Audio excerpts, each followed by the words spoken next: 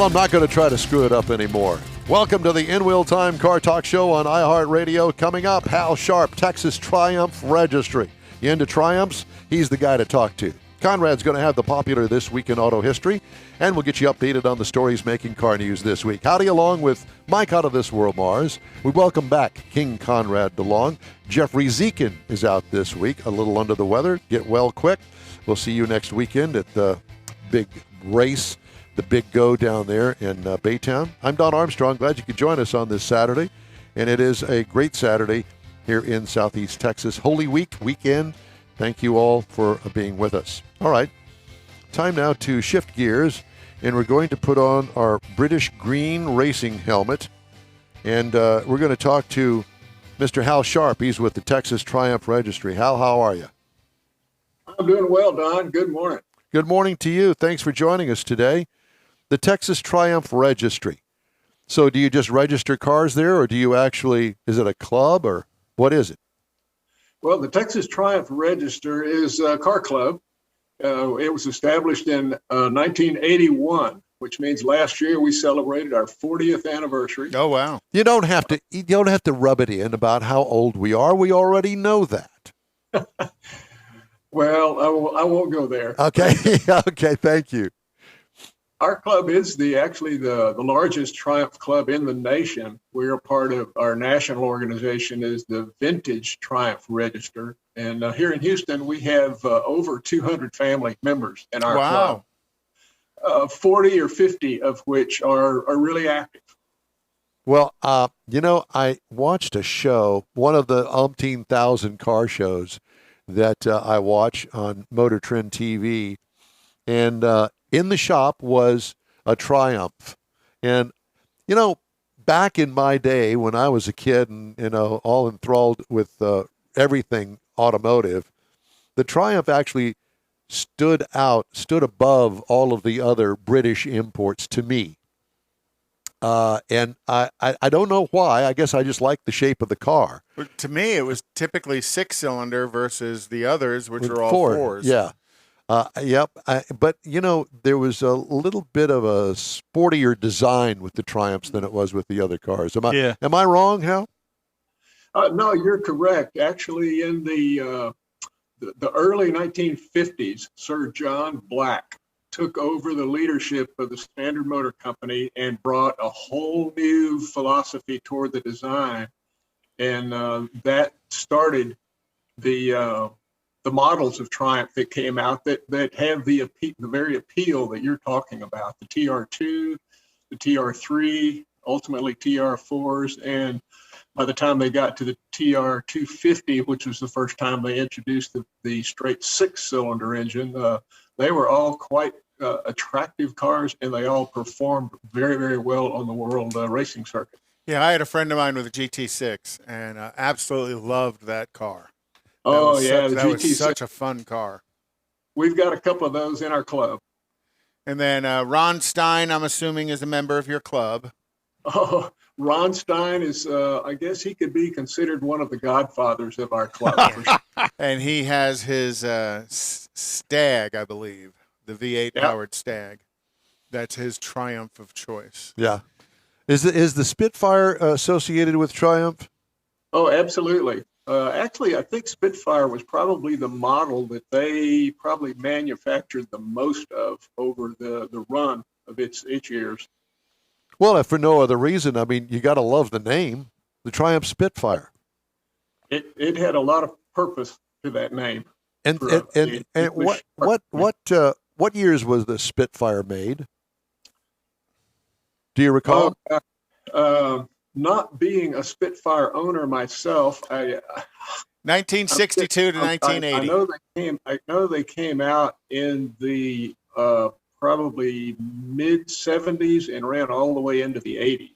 So probably almost a 10-year run. Yeah, when Don asked, I went on Wikipedia and it says 1962 to 1980. I didn't realize it was around that early, and it was designed by Giovanni Michelotti. Right. Don't get me going on the pronunciation. It sounds right. Michelotti designed the TR4 and the TR250 as well. And then they hired Carmen to design to update the TR4 into what we know as the TR6. My kind of my all-time favorite Triumph might not be the favorite Triumph of Triumph owners, because I'm a huge wedge fan. The TR8 and the TR7. I just thought that was such an advanced design that cut across automotive design. It really was unusual for the day. Oh, they broke new ground with the wedge shape and aerodynamics, and they were very productive on the world's race circuits. And if I remember correctly, Bob Tullis was the guy who campaigned a lot of the Triumphs back in the 70s and 80s. Yeah, Bob Tullius. Route 44. Yeah. So is the Triumph Car Company still in business? No, they went under in the early to mid 80s. In fact, during the last almost 6 to 8 years of their life, they were in pretty big financial trouble, and it showed up in the ultimate quality and reliability of the cars they were building. Particularly TR7 suffered the most. Can you still get parts for these cars? Yes, there are numerous outlets where we buy our parts, mail order parts. There are a couple actually in the UK. There are 3 here in the United States that we can order things and have parts overnight. Many of the parts, companies that actually purchase the original dies, so you can get OEM parts that were made off of the original dies. Others, the rest of the parts are primarily aftermarket replacements, and many that are upgrades. There's a gentleman in Pennsylvania, Richard Good, who many of us buy our performance parts from. He's a Purdue engineer who turned his passion for engineering into his TR6 racing program, and he races and tests everything that he designs and manufactures. And when you buy a part from Richard Good, it fits and it works well. It's a good part. Thank you. I knew you were going to go there. Somebody had to. Yeah. So what kind of Triumph do you have, Hal? I have a 1976 TR6. Do you like it? Do you love it? I do. Yeah, I've had the car about 11 years, and it was drivable when I bought it. Not really great, but I've done a lot to it. I've completely replaced the suspension with performance springs, sway bars, all of those things. Put a limited slip differential, CV joints in the half shafts. Rebuilt the engine about 6 years ago, shaved the head, boosted compression, get a little bit more horsepower out of it. And it actually performs much, much better now than it would have out of the box as a stock car. So tell us the truth. Is the valve cover painted like a Union Jack? Is the valve cover what? Painted like a Union Jack, the British flag? No, I've got actually a Group 44 Triumph Tune performance valve cover. Nice. What kind of motor is it? Tell me. Displacement, how many cylinders, that sort of thing. It's the TR6 came with a straight 6, 2,400 cc's displacement. The early TR6, which came out in 1969, with the twin carburetor setup, would produce, the UK version would produce almost 150 horsepower because they could put a fuel injection system in it, but that was not imported to the US because of emission issues. So the US version of it, usually about 120 to 130 horsepower in the early cars. 1976, which is mine, is the last year they made the TR6, and by that time, progressively more strict emission standards in the U.S. caused them to take compression out of the engine. They put different things on it to control the emissions, which robbed it of horsepower. So my car originally, probably at best, may have produced 110 horsepower. By the time I bought it, it was probably down closer to 100, but my rebuild, we've got it back up probably to 125, 130. which isn't bad. In what do they weigh? About 2,400 pounds, 2,500 pounds. Just over 2,400. Yeah, pretty lightweight car. So that powertrain in it, but that's very typical of the British roadsters. They weren't high-powered cars, but they were well-powered cars because they were so lightweight. What was the transmission in it? The stock transmission was a 4-speed, and they offered an option for an electronic overdrive. So was that a bolt onto the back of the transmission, or was that built into it?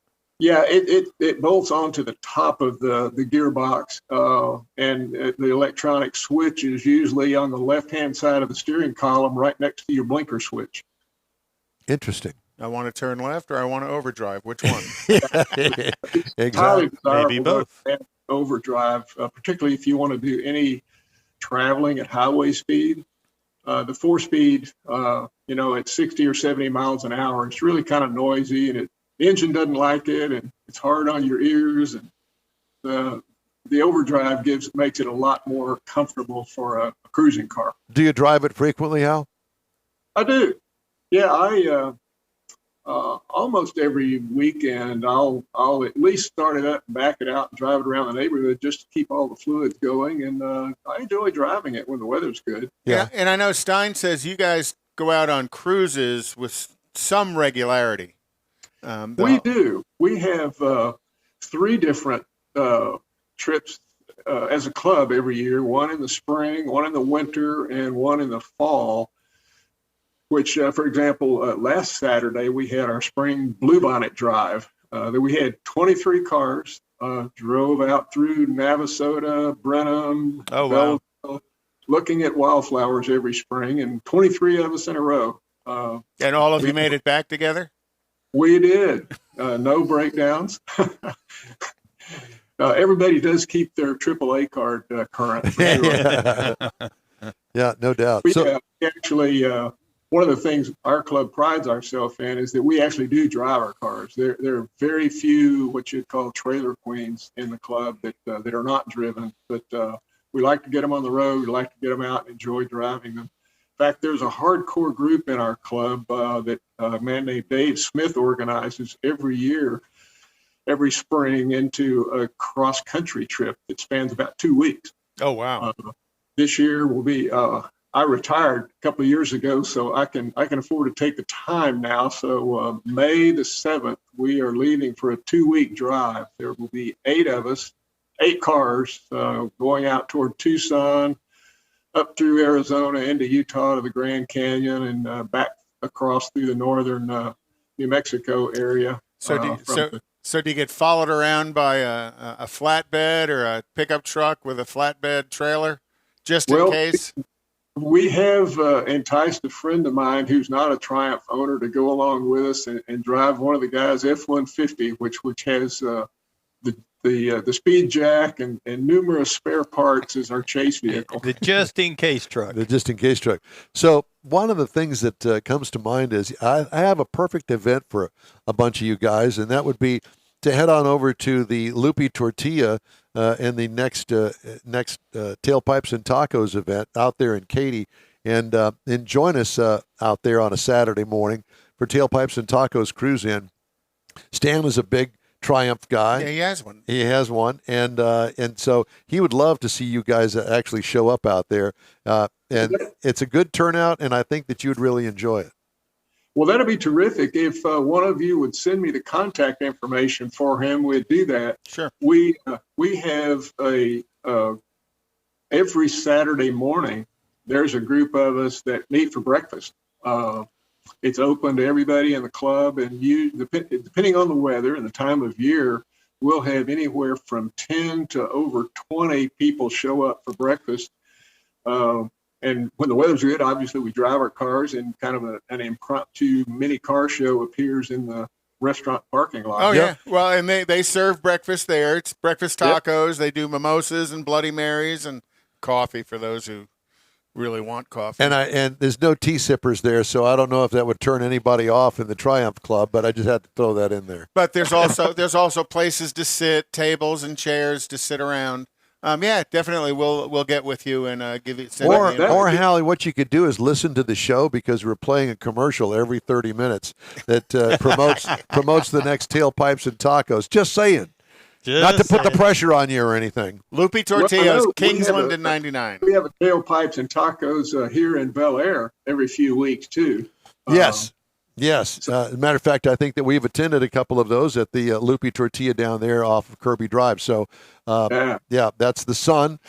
Stan is the founder, and his show is out there at the Katy location. And make a great run for you guys.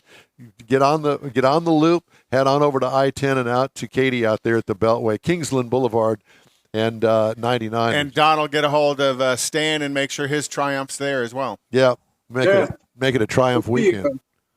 Because our club members are scattered all over the city, from Pearland to Katy to the Woodlands, many of us inside the loop. Every Saturday morning, our venues are scattered all over the city. Plenty of times we're in Katy and all of those places to make it close to somebody's home every week, but not all the time. Well, I think it'll be a good fit for you. Well, Hal, it's great to talk to you. Texas Triumph Registry. And I know that Konrad's going to put a link up there for everybody that's interested, and we hope to see you at the next Tailpipes and Tacos.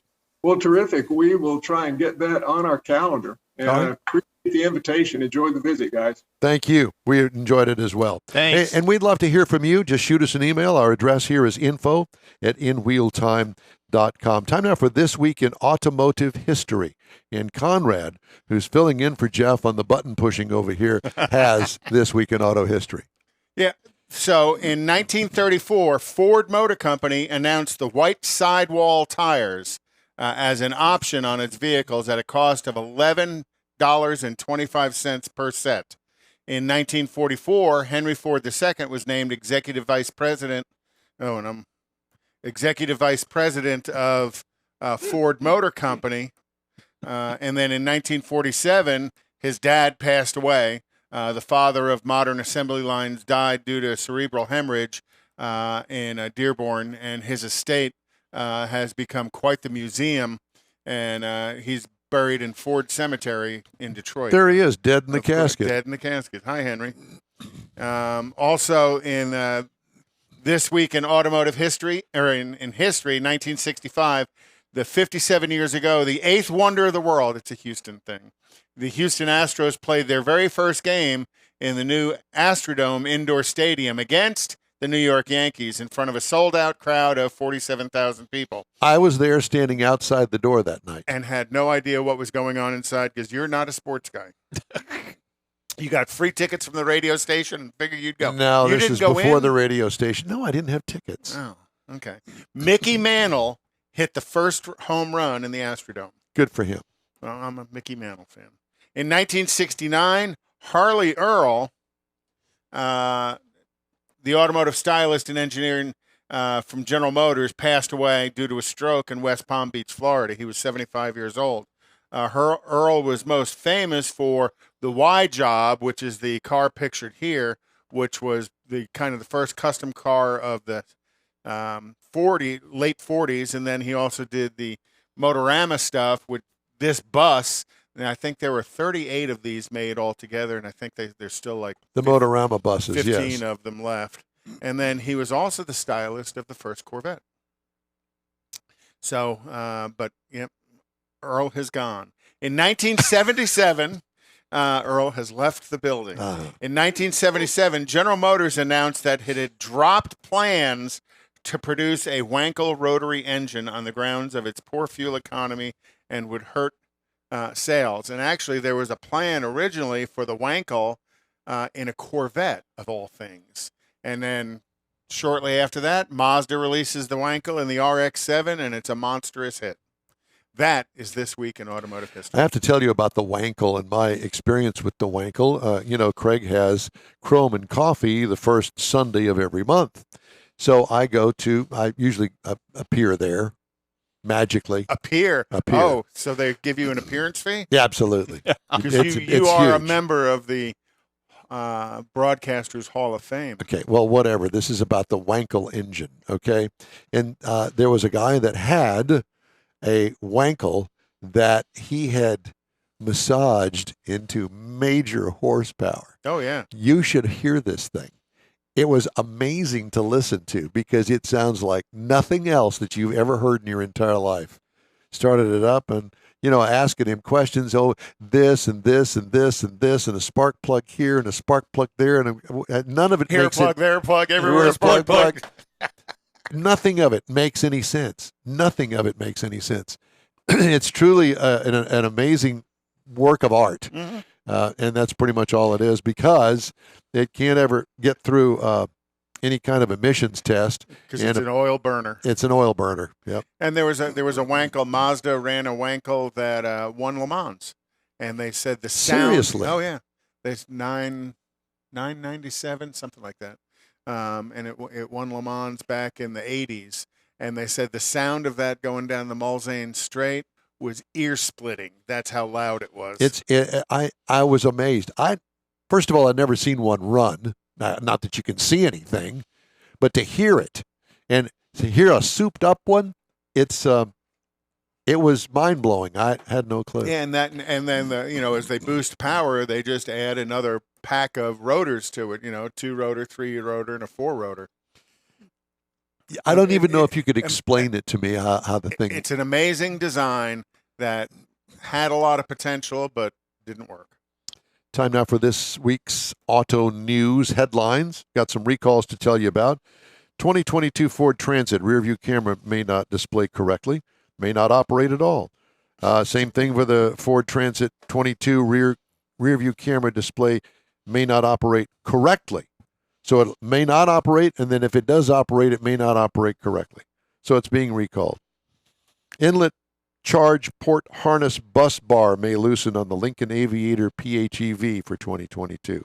Ford F-150 transmission may shift into neutral while driving on the 2021 model. Yikes. Inadequate front windshield adhesion. I love that. In the Ford Transit Connect for 2016 and 2020 model years. When the airbag goes off, it spits the windshield out. Right out the front of it, yeah. That I could only see that in my mind. That would be a funny thing. Roof rail airbags may not deploy on the Buick Enclave and the Chevy Traverse for 2020 and through 2022. And unsecured steering module electrical connector in the Mercedes-Benz S500. Ooh, that's an expensive car. For 2021. Yeah, it's an expensive car to get fixed, too.